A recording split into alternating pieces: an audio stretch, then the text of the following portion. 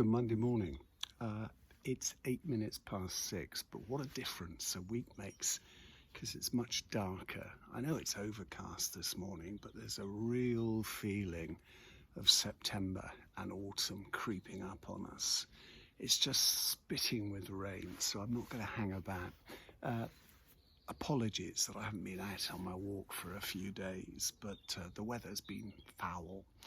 But I made up for it yesterday. My partner and I drove to Freshford and then walked for 6.1 miles. And I have the blister on my small toe to prove it too. We went from Freshford. Where do we go? From Freshford, we walked alongside the River Frome to Ilford, where the manor and the gardens are.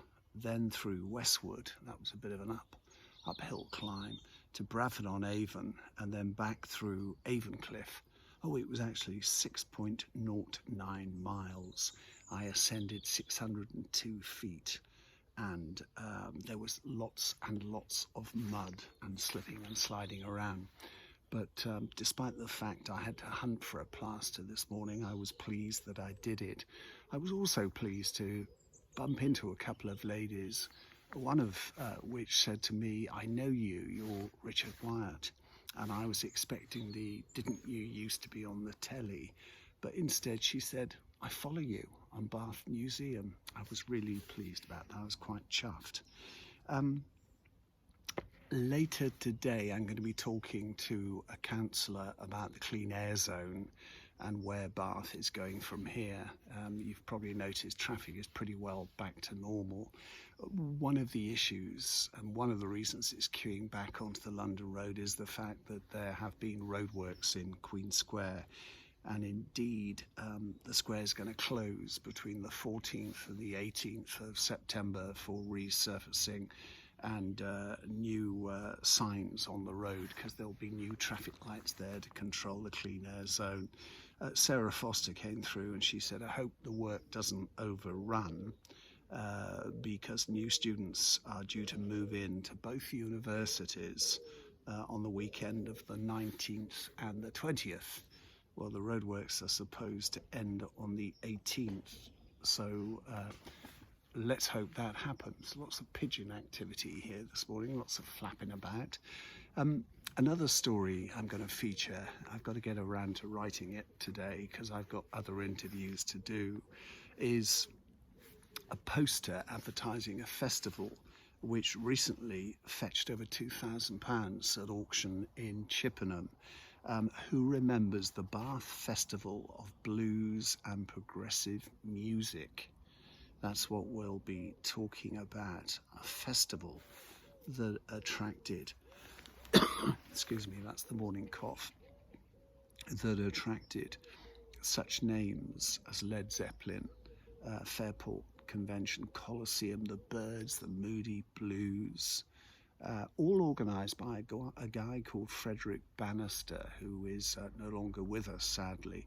But I'm told that his concerts, and this one in particular, was the inspiration for Michael Eavis and the Glastonbury Festival. Well, check into the website later today when I should have more on that. Now, that was happening at the Shepton Mallet site, the Bath and West site at Shepton Mallet in June 1970. That year I was at the Isle of Wight Festival. So obviously a lot of the big names did both festivals, both venues. It saves time and makes extra money.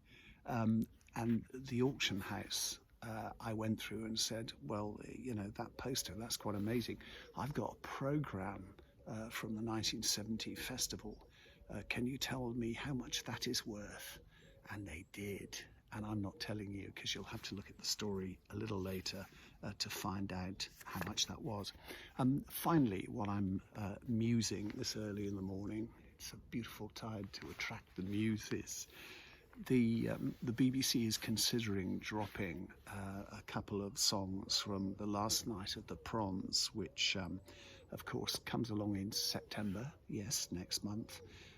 Rule Britannia and Land of Hope and Glory.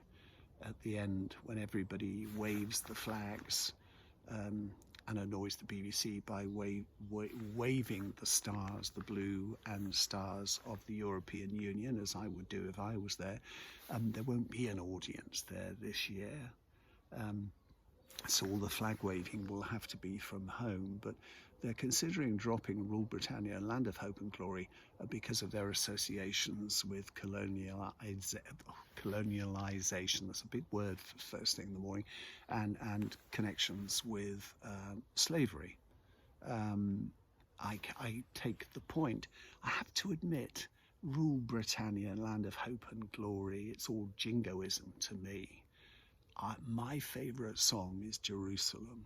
That sums up my feelings for this country, especially after a walk like we had yesterday, walking beside the Avon in the Wiltshire countryside.